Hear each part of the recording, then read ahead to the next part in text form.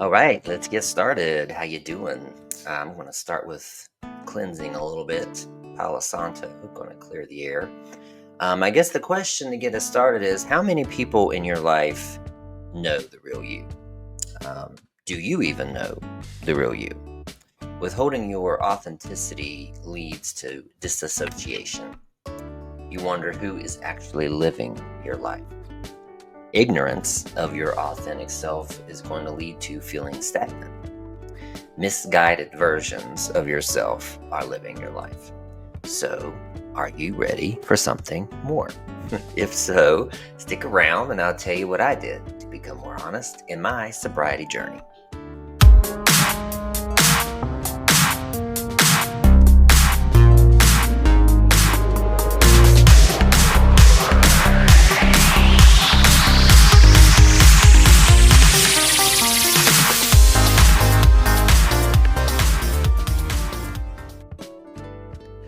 So, pride was an issue for me at the beginning of my sobriety. I told myself that I was not on the same level as other addicts. As an older, professional white man, I did not look like most people who were around me in rehab or recovery court. My prideful perspective also really inhibited me from being honest about my internal struggle.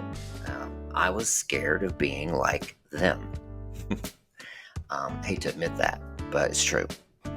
But during one of my final sessions of rehab, my counselor broke through the smoke screen, and I finally admitted that I was scared to graduate from rehab without the security of random drug tests. I mean, I was having sometimes 6-7 drug tests a week. I would be, if my collar was drawn down at recovery court, I would go there and submit a drug test. And then in rehab, sometimes I would have the luck of the draw and be tested once or twice. And then if I had a probation meeting that day, I would also be tested. So anyway, I admitted that without the safeguard of those tests, I kind of doubted that I could stay sober. So I realized that at that point, addiction does not discriminate, like Rich Roll says. So my counselor remarked that since I was finally being honest, I was ready to complete the program. And I thought they were going to hold me back. And I thought that admitting that I was not ready would hold me back. But as the saying goes, the truth set me free. And I'm a pretty slow learner, pretty slow learner. It took me a while through all of the drug tests, through all of recovery court, through all of rehab, to finally start being transparent with the judge, with everyone, but mainly myself. The route to living radical honesty is not easy, but here's an overview of my method. Number one is accept the inevitable. Active addiction is all about deceiving others, but especially deceiving ourselves, right? We grew familiar with lying to the point that it became our truth. For most of us, this practice began long before the substance use. Probably, for the most part, our first addiction was to lies. I, for one, spent my entire life hiding my true nature. I believed that I needed to hold back, and that if anyone saw who I was inside, I would be ridiculed, which happened quite a bit in my younger years. So mask wearing was my default. If you are an addict, I'm sure that you can relate to that.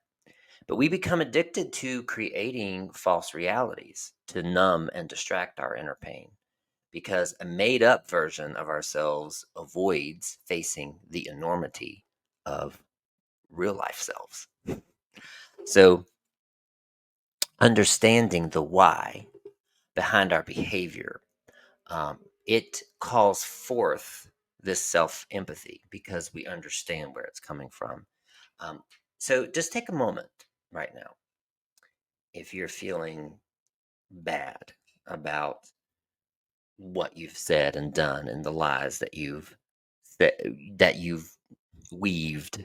Wrap your arms around yourself and squeeze tight. It sounds really corny, but give yourself some grace around all the lies and all the deceit that you felt comfortable with. And understand that it is okay and it is normal and it is valid. So, the second thing that I did was mirror work. This practice shifted my sobriety profoundly. It can be terrifyingly vulnerable to expose your inner self to other people, but mirror work creates a foundation for that honesty by practicing with yourself. In front of a mirror, begin by telling yourself obvious truths like, I am standing in front of a mirror. Work into deeper truths, what you really think, how you really feel, and where are you really in your sobriety journey. Admit things that you wouldn't admit to other people. And there's something powerful about looking yourself in the eyes and saying these things. Practicing radical honesty while making eye contact with yourself. It creates new neural pathways in your brain. And then it will feel more natural when it is time to interact with other people. So pay attention while you're doing this to how the body feels. And journal all of this in vivid detail if you can, because in your body it is going to signal where it feels the most uncomfortable. And then there's going to be other videos about this, but that is going to signal where energy is trapped inside your body. You can narrow that down to the chakra system, right? And then you'll have a clearer direction on where to work and where to focus your energy to clear that energy. And it's going to actually create a more open space for you to be honest. I learned the power of mirror work from my spiritual grandmother, Louise Hay. Um, and for more on this, I'll put her site link in the description. But remember, you will only be as honest with others as you are with yourself. And I have a plaque in my bathroom, serves as a reminder to tell myself, I love you every morning. It sounds really corny, but that was not a truth at first. It took a lot of time for that to actually be true. And I couldn't look myself in the eyes for a long time. But if you try any form of mirror work, I'd love to hear about your experiences. Comment in the show notes, or DM me. Let me know about your experience. So next is create the container. So once you're ready, practice honesty with others. Learning to be honest is like learning any other new habit or skill. In the beginning, it's helpful to use metaphorical training wheels. So use intention to create a safe space to practice honesty so you don't crash and burn, right? So find at least one person who provides a space of non judgment.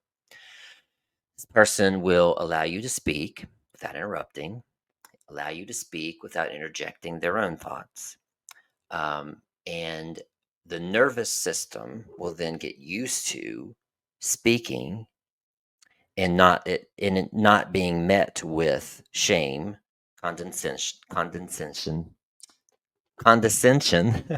or dismissiveness, because the nervous system will be damaged if your honesty is met with shame or dismissiveness.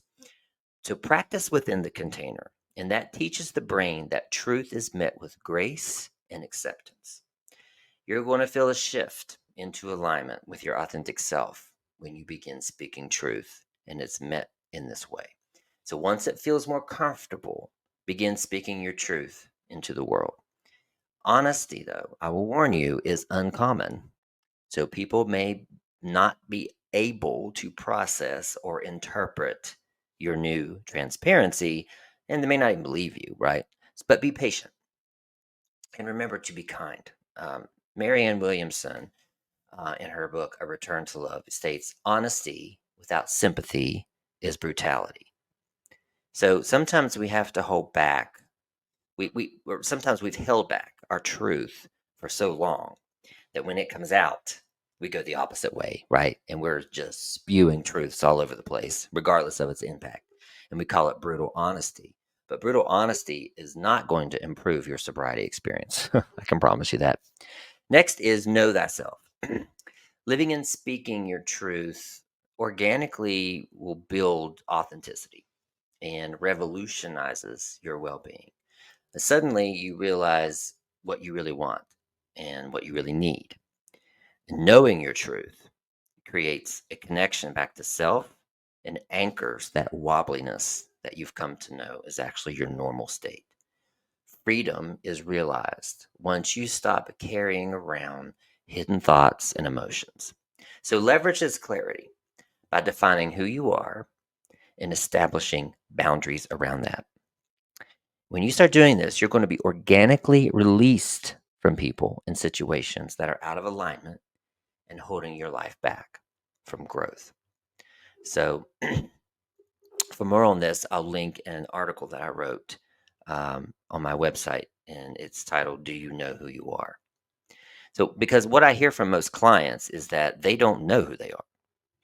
People come to me and I'm just confused. I don't know who I am. I don't know where to go from here. It can feel overwhelming to begin this journey. And where do you even start, right? But my advice to people is to begin saying no. Say no to the people, places, and the situations that do not feel aligned with you.